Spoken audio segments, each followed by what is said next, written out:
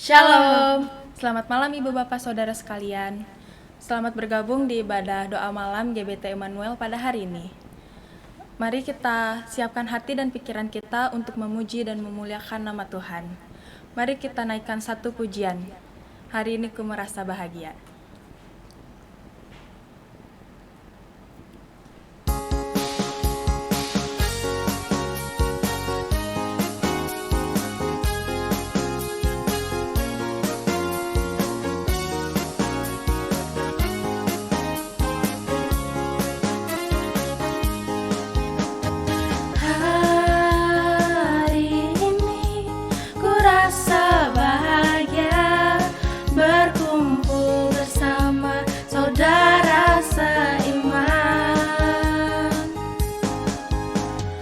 Tuhan Yesus persatukan kita tanpa memandang di antara kita,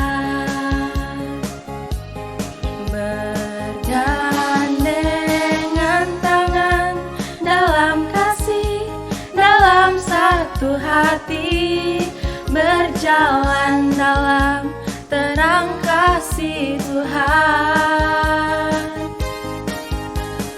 Kau sahabatku, kau saudaraku, tiada yang dapat memisahkan kita.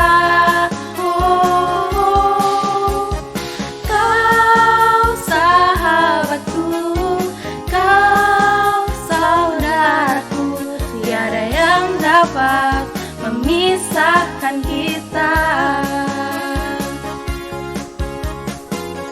Mari kita naikkan lagu ini kembali bersama-sama dari awal.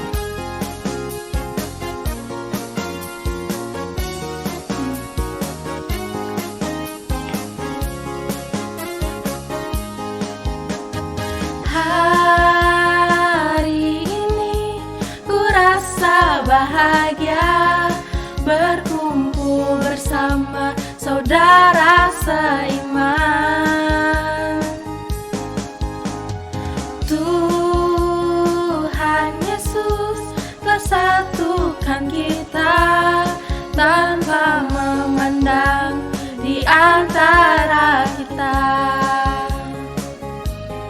bergandengan tangan dalam kasih, dalam satu hati, berjalan dalam terang kasih Tuhan.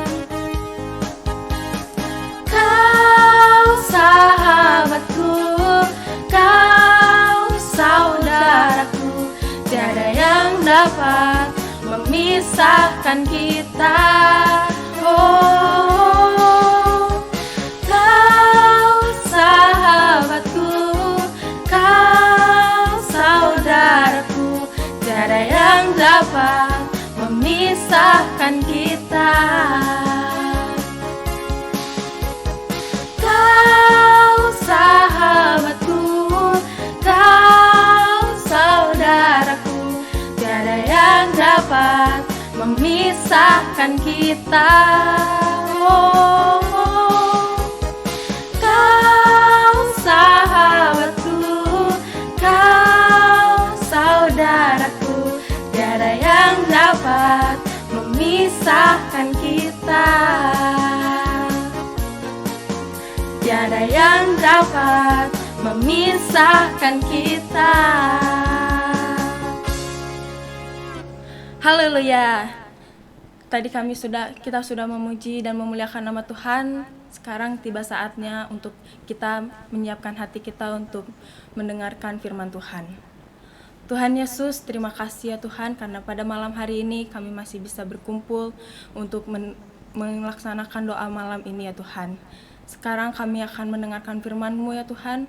Berkatilah hamba-Nya akan menyampaikan firman ini. Semoga firman ini bisa menjadi terang dan garam bagi kehidupan kami semua ya Tuhan. Terima kasih ya Tuhan atas segala berkat dan penyertaan-Mu. Dalam nama Tuhan Yesus, haleluya, amin.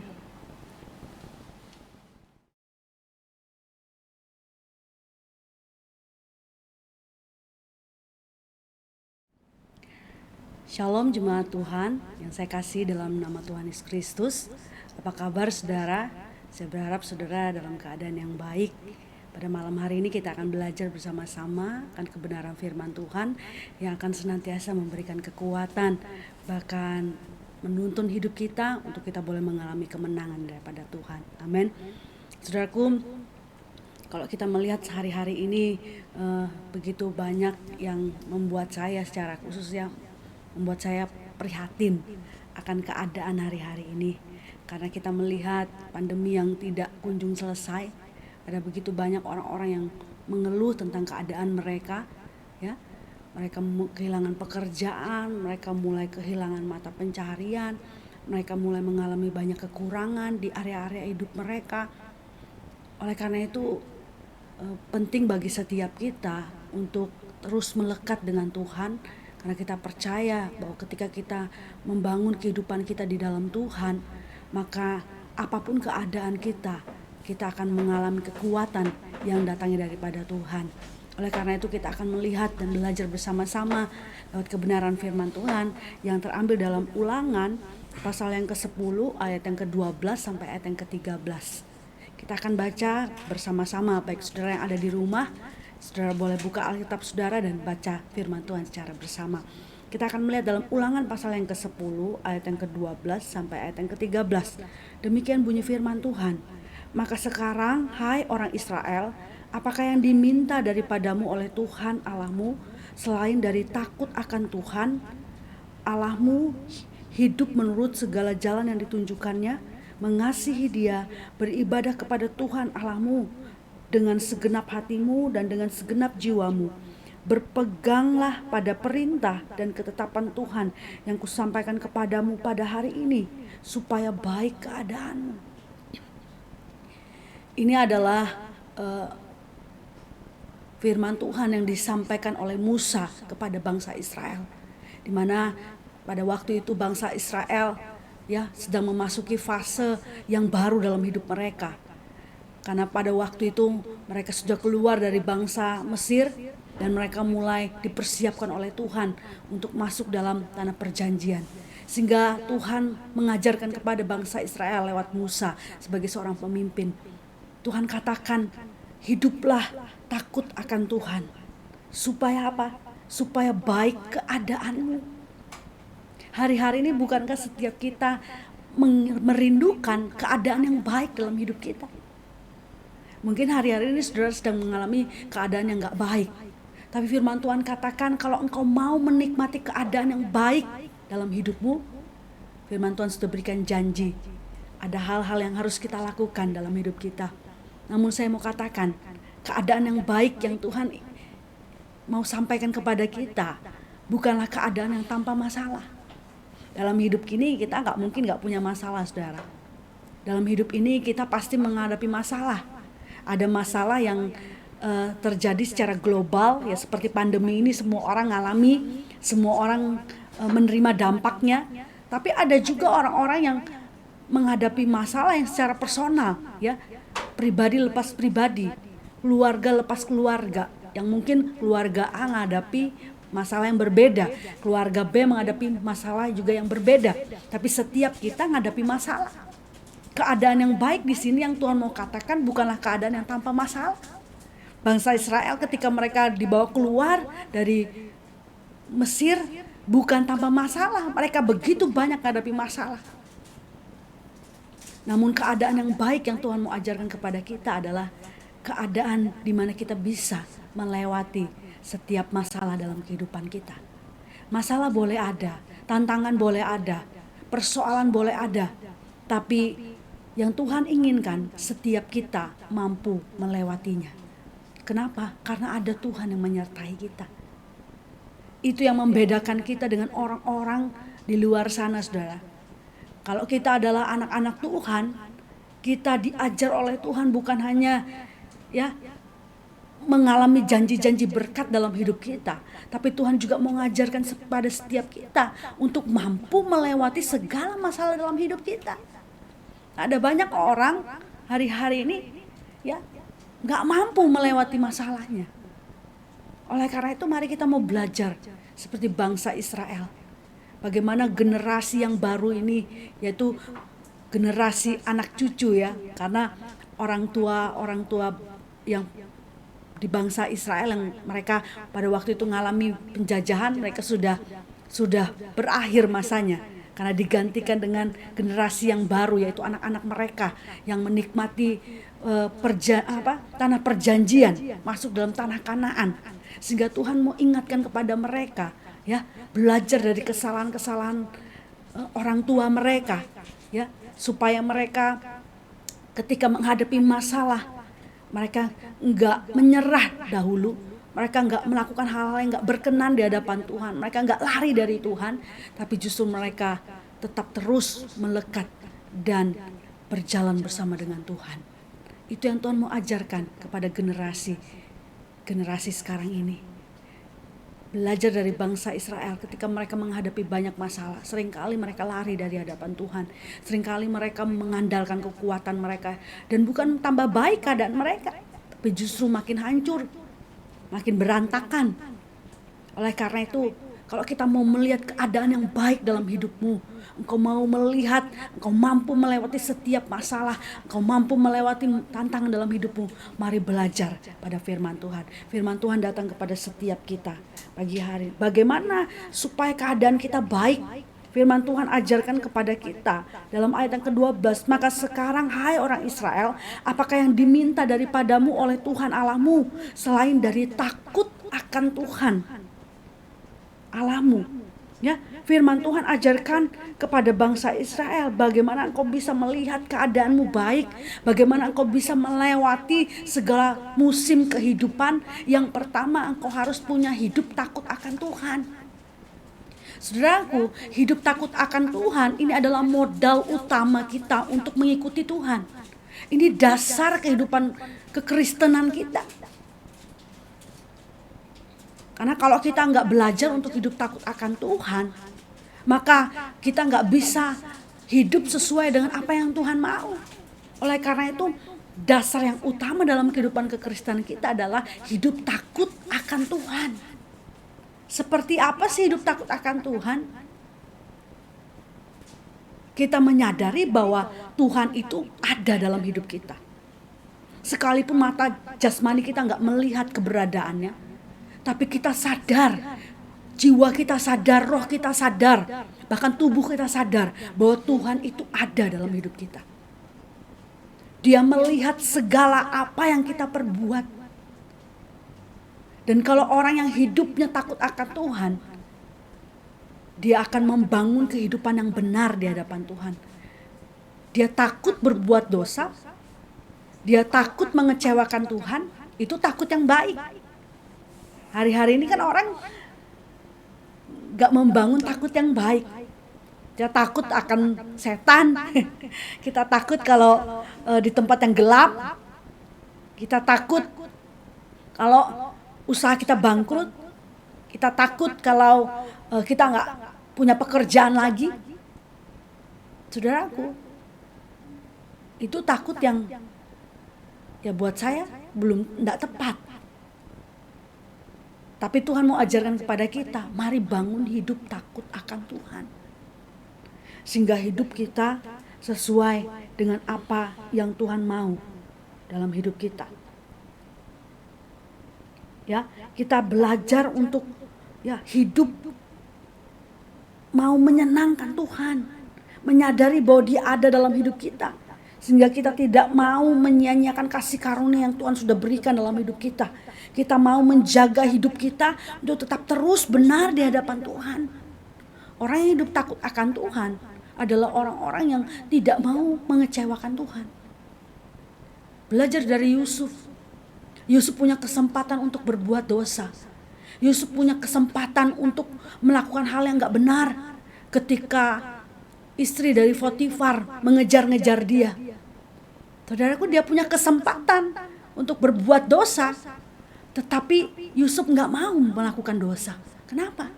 Karena dia takut akan Tuhan. Dia tahu bahwa Tuhan ada dalam hidupnya. Dia tahu bahwa Tuhan melihat apa yang dia perbuat. Hari-hari ini apa yang kau perbuat, saudara? Sekalipun mungkin Orang-orang di sekelilingmu nggak ngelihat apa yang kau perbuat. Orang tuamu nggak melihat apa yang kamu perbuat. Istrimu nggak melihat apa yang kamu perbuat. Suamimu nggak lihat apa yang kamu perbuat. Tapi ingatlah bahwa Tuhan melihat apa yang kau perbuat. Oleh karena itu, orang yang takut akan Tuhan adalah orang yang sadar bahwa Tuhan ada dalam hidup dia. Bahwa Tuhan melihat segala sesuatu apa yang kita perbuat. Sehingga kita mau menjaga hidup kita untuk tetap hidup benar, hidup menyenangkan hati Tuhan. Sehingga kita boleh melihat setiap janji Tuhan digenapi dalam kehidupan kita. Firman Tuhan dalam Mazmur pasal yang ke-25 ayat 14 katakan, Tuhan bergaul karib dengan orang yang takut akan Dia, dan perjanjiannya diberitahukannya kepada mereka. Jadi kalau saudara mau menikmati janji Tuhan, saudara mau mencari apa yang Tuhan kehendaki atas hidupmu, firman Tuhan udah kasih tahu, Tuhan hanya bergaul karib dengan orang yang takut akan Dia. Jadi kalau saudara nggak punya roh takut akan Tuhan, ya pasti kehidupanmu tidak jauh dari perkenanan Tuhan. Engkau seperti orang yang berjalan gak punya tujuan. Kenapa? Karena Tuhan hanya memberitahukan setiap kehendaknya, setiap janjinya kepada orang-orang yang takut akan Dia. Oleh karena itu mari belajarlah hidup takut akan Tuhan. Apapun keadaanmu hari ini, mari bangun lagi hidup yang menyenangkan hati Tuhan. Yang kedua saudaraku, bagaimana hidup kita bisa dalam keadaan yang baik. Firman Tuhan ajarkan hiduplah takut akan Tuhan. Yang kedua, hidup menurut jalan yang ditunjukkannya. Roma 12 ayat yang kedua katakan begini, janganlah kamu menjadi serupa dengan dunia ini, tetapi berubahlah oleh pembaharuan budimu, sehingga kamu dapat membedakan mana kehendak Allah, apa yang baik, yang berkenan kepada Allah, dan yang sempurna. Firman Tuhan ajarkan kepada kita yang kedua adalah hidup menurut jalan yang ditunjukkannya.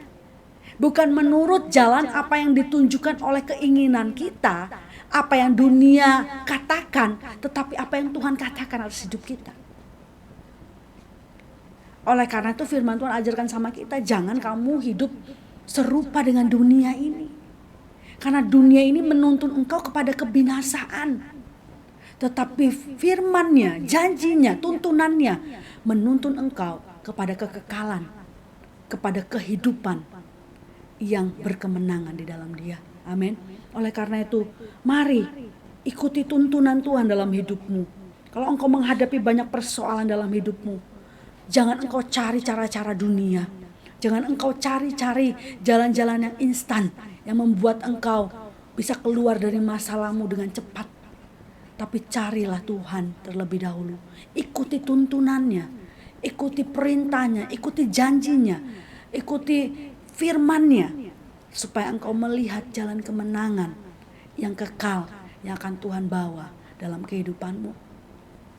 Kalau engkau hari-hari ini menghadapi banyak pergumulan, banyak persoalan, mari datang sama Tuhan, minta tuntunan Tuhan. Tuhan, aku harus bagaimana? Aku sedang dalam keadaan yang seperti ini. Aku harus lakukan apa? Percayalah saudara, bahwa pribadi yang lemah lembut, yang mau menuntun engkau, mau mengajar engkau, dia siap untuk membawa engkau kepada kemuliaannya, kepada setiap janjinya yang dia ingin kerjakan dalam hidupmu.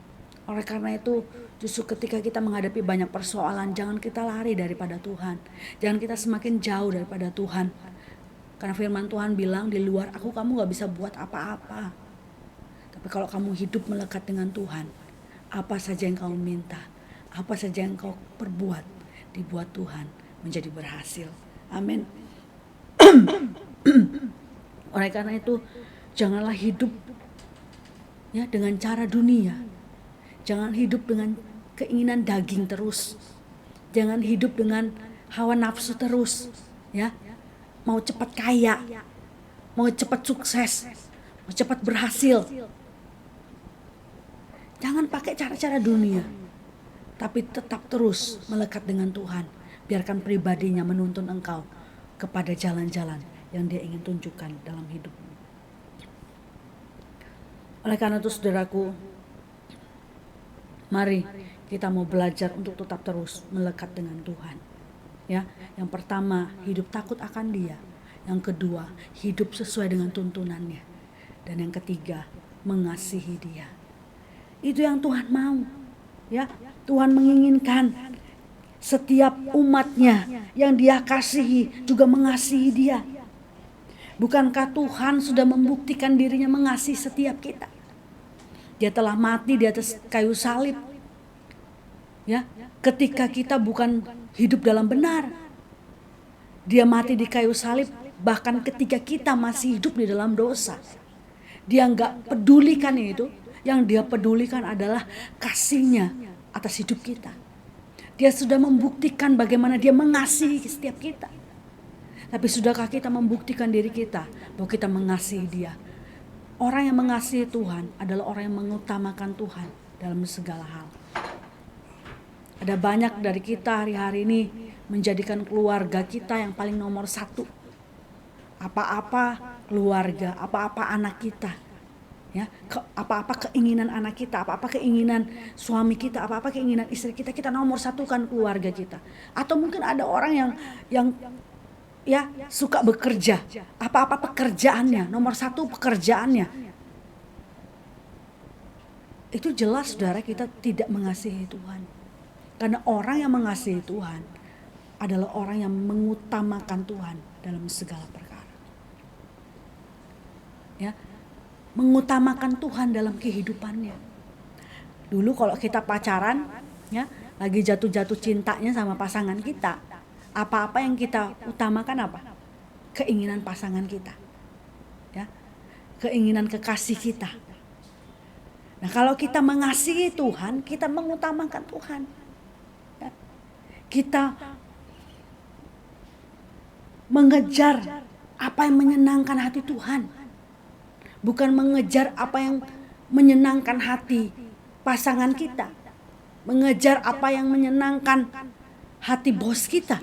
Tapi yang paling utama yang kita harus kejar adalah apa yang mengasihi, apa yang menyenangkan hati Tuhan.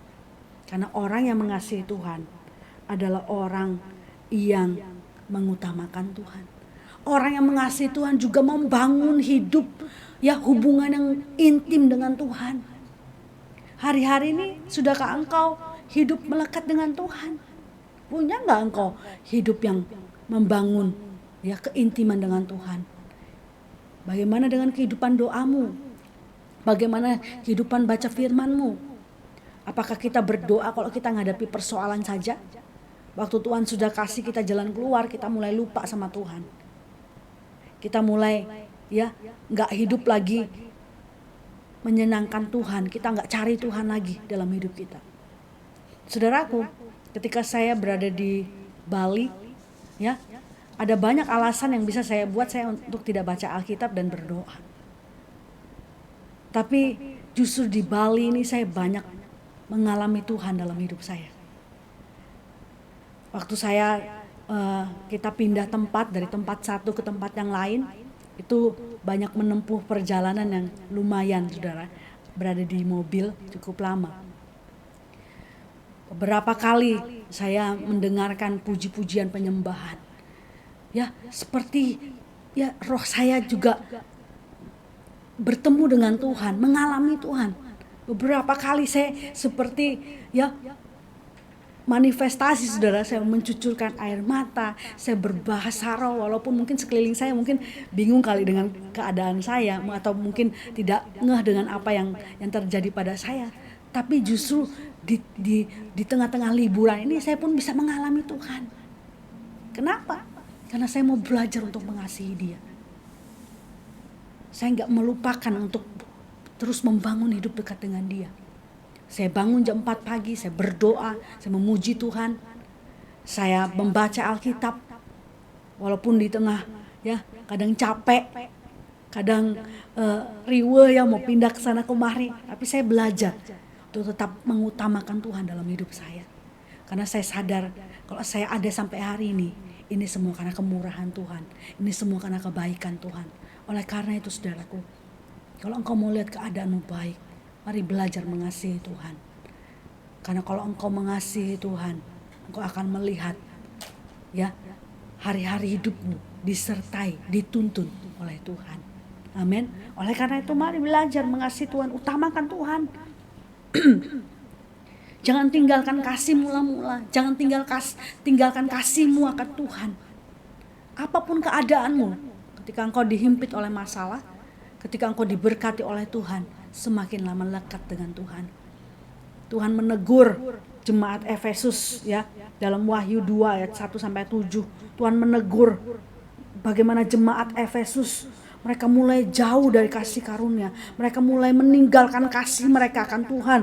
Mereka mulai hidup tidak menyenangkan hati Tuhan, dan Tuhan menegur mereka. Tuhan kasih kesempatan kepada mereka untuk bertobat dan berbalik kepada Tuhan.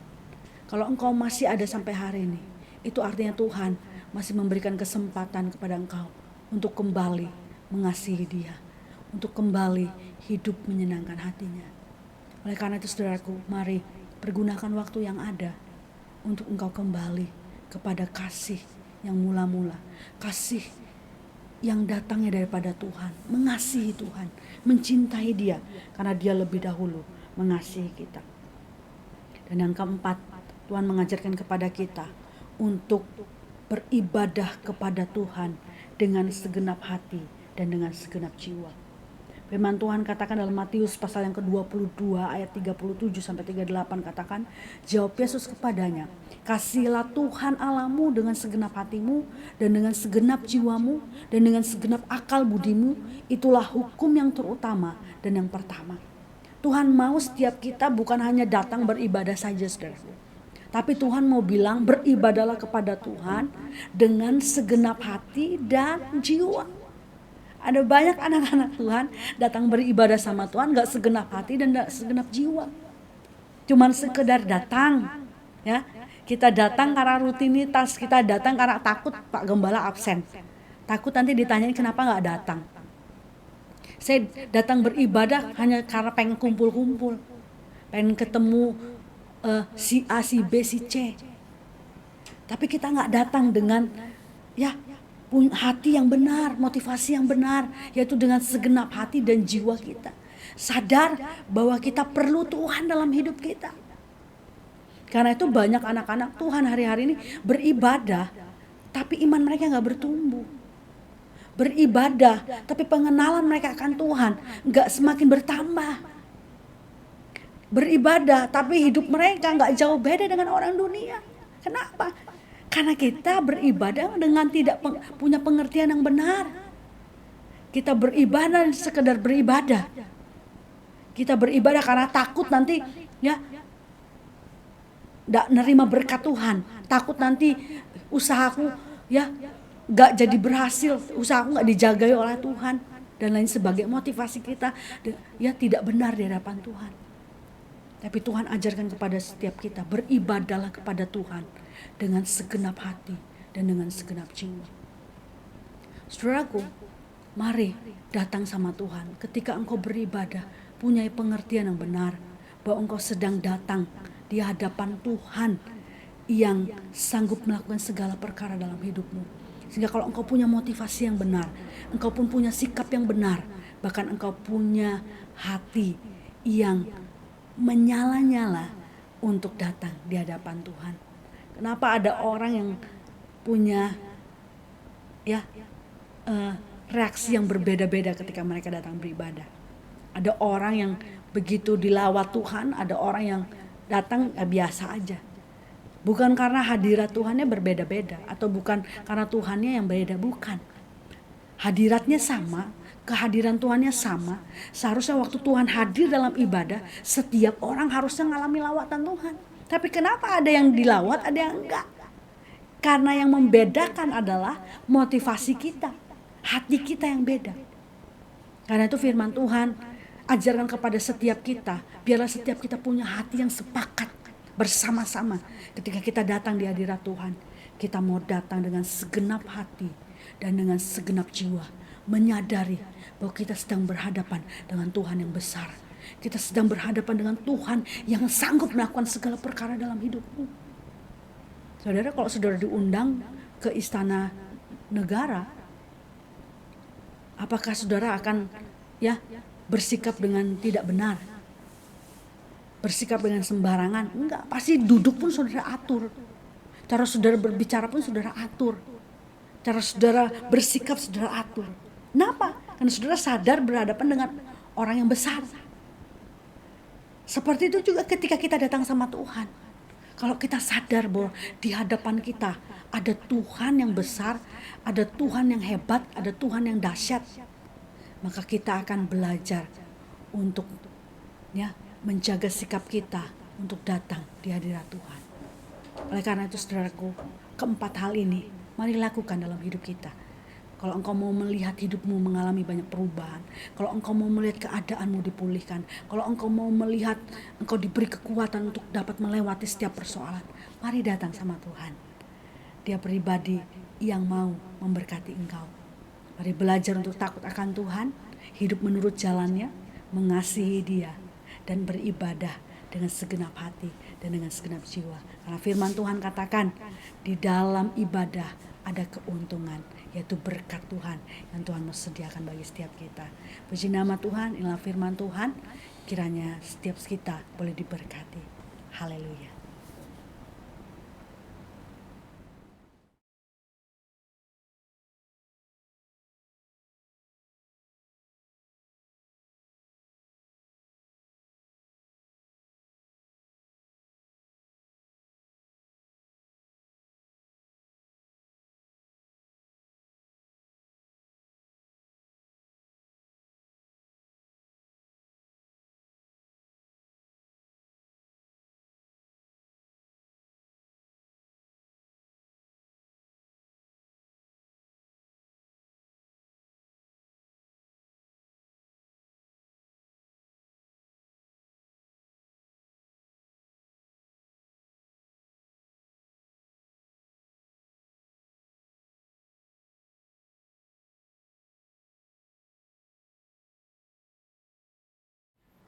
Haleluya, puji nama Tuhan Bapak Ibu Saudara.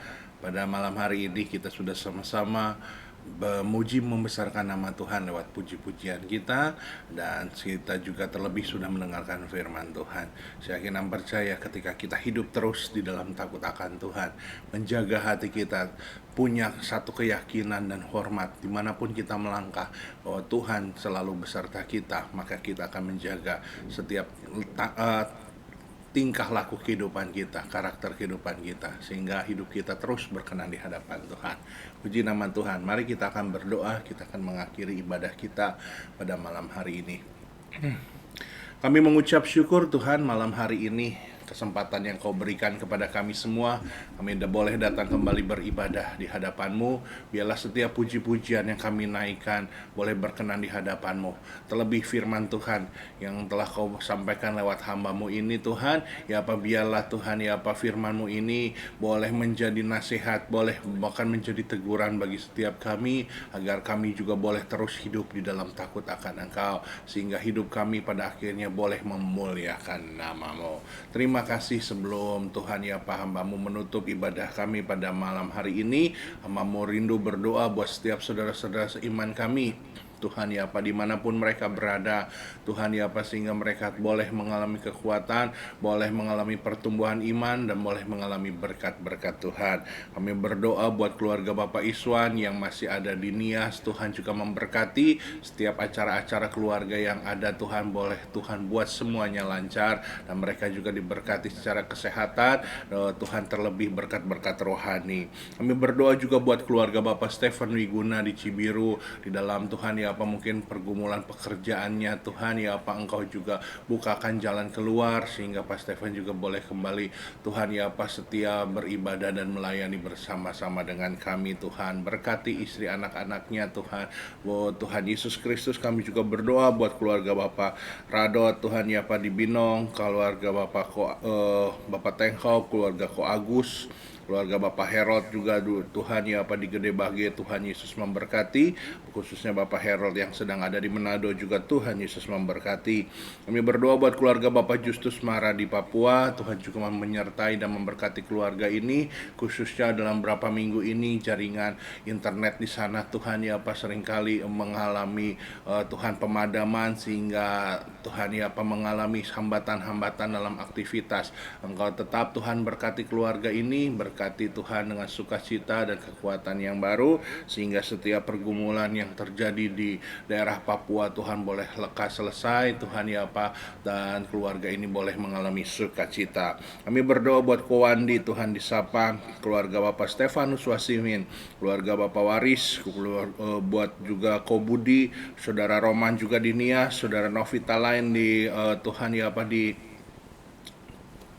Tuhan Yesus, Saudara Novita lain di Kupang. Kami juga berdoa buat Saudara Alfred Tuhan ya Bapak. Kami berdoa buat Ci Stefani di Bumi Adipura. Kami berdoa buat Cilisa. Tuhan Yesus juga memberkati mereka semua, berkat-berkat jasmani terlebih berkat rohani. Kami berdoa buat keluarga Ibu Kori Tuhan beserta dengan anak-anaknya Obed, Reni dan Kevin, beserta juga Tuhan ya Pak anaknya, keluarga Bapak John di Cikarang, keluarga Joriska, keluarga Marsha Ripka di Cibiru. Tuhan Yesus memberkati mereka semua. Kami juga terus berdoa buat Ibu Tony dan Joshua. Tuhan ya Bapa, biarlah Tuhan ya Pak Ibu Tony juga diberikan kesehatan. Begitu juga dengan Joshua.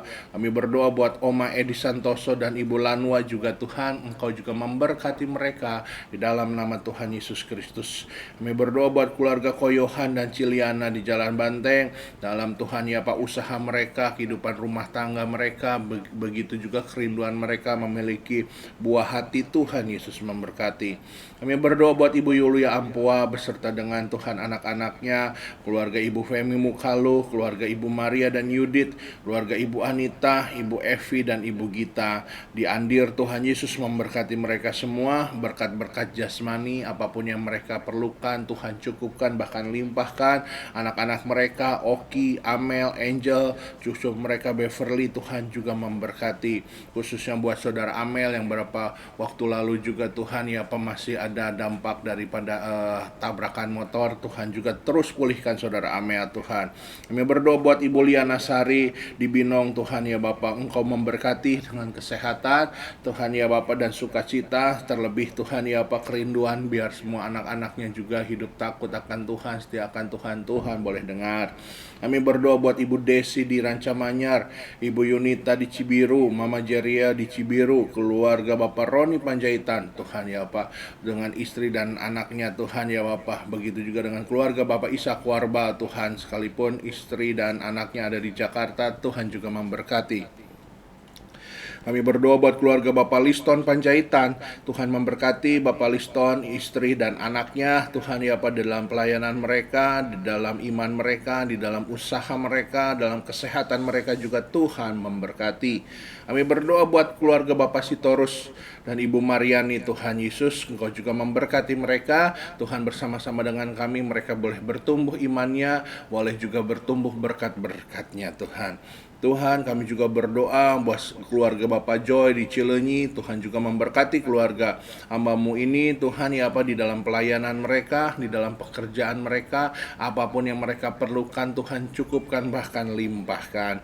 Kami berdoa buat keluarga Bapak Medi Irot, Tuhan ya Pak di Riung Bandung, Tuhan Yesus memberkati keluarga ini Tuhan. Terlebih khususnya buat Bapak Medi yang masih ada di Manado, Tuhan juga memberkati keluarga ini. Kami berdoa buat keluarga Bapak Rudi Aloy, Tuhan ya Pak yang Tuhan ya Pak di dalam usaha mereka, di dalam pekerja Tuhan ya Pak kehidupan keluarga mereka, baik juga dalam pelayanan mereka, Tuhan Yesus memberkati jasmani terlebih rohani Tuhan. Kami berdoa buat keluarga Bapak Tenghun, keluarga Bapak Victor, Tuhan ya Pak, mereka juga mengalami berkat-berkat daripada Tuhan, baik jasmani maupun rohani. Terlebih kami mengucap syukur anak keluarga Bapak Victor, Yordan sudah sembuh Tuhan ya Pak dari DB Tuhan ya Pak, setelah berapa hari yang lalu harus dirawat di rumah sakit, tetapi itu semua karena kasih dan berkat Tuhan. Kami berdoa buat keluarga Bapak Rudi Hidayat di Binong, Tuhan juga boleh berkati keluarga ini Tuhan dengan berkat-berkat jasmani terlebih rohani, keluarga Kohendrili, keluarga orang tuanya Tuhan, keluarga Om Niko Ampo dan Tante Astrid juga tetap diberikan kesehatan, diberikan kekuatan, sukacita, damai sejahtera Tuhan ya Bapa. Keluarga Bapak Jimmy Ampo, keluarga Bapak Dwi Cahyo Tuhan ya Bapak. Tuhan juga memberkati khususnya Bapak Dwi yang berapa hari lalu juga Tuhan tambahkan usianya. Biarlah Tuhan ya Bapak semakin bertambah usia, semakin hidup takut akan Tuhan, melakukan kehendak Tuhan, dan mengalami berkat-berkat berlimpah Tuhan atas kehidupan rumah tangganya serta pekerjaan terlebih pelayanannya.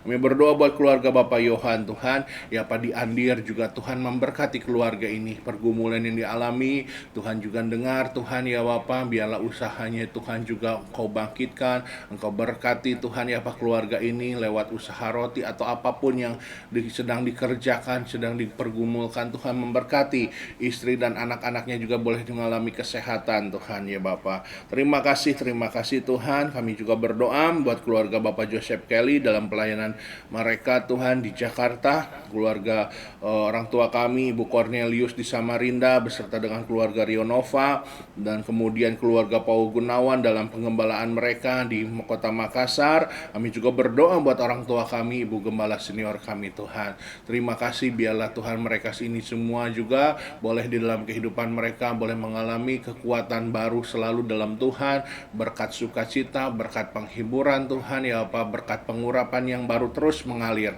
Tuhan ya Pak. Begitu juga Tuhan berkat-berkat rohani juga boleh hadir dalam kehidupan mereka. Terima kasih Engkau memberkati sekali lagi setiap anak-anakmu yang sudah ambil bagian melayani kami pada malam hari ini, Saudari Hiskia, Saudara Heski, Tuhan ya pada Tuhan ya Pak istri hambamu, dan biarlah hambamu juga Tuhan, kami semua sekeluarga boleh mengalami berkat-berkat daripada Tuhan. Terima kasih Tuhan ya Bapa. Kami terus percaya dan terus berdoa Tuhan ya Pak, terlebih khususnya apa yang terjadi di tengah-tengah bangsa kami ini, pandemi COVID-19. Boleh Tuhan ya Pak, kiranya kemurahan Tuhan membuat Tuhan COVID-19 ini lekas berlalu Tuhan ya Pak. Ada banyak dampak yang terjadi, tetapi biarlah Tuhan kami anak-anak Tuhan juga tetap Tuhan ya Pak berharap, tetap Tuhan semakin sungguh-sungguh di dalam Tuhan.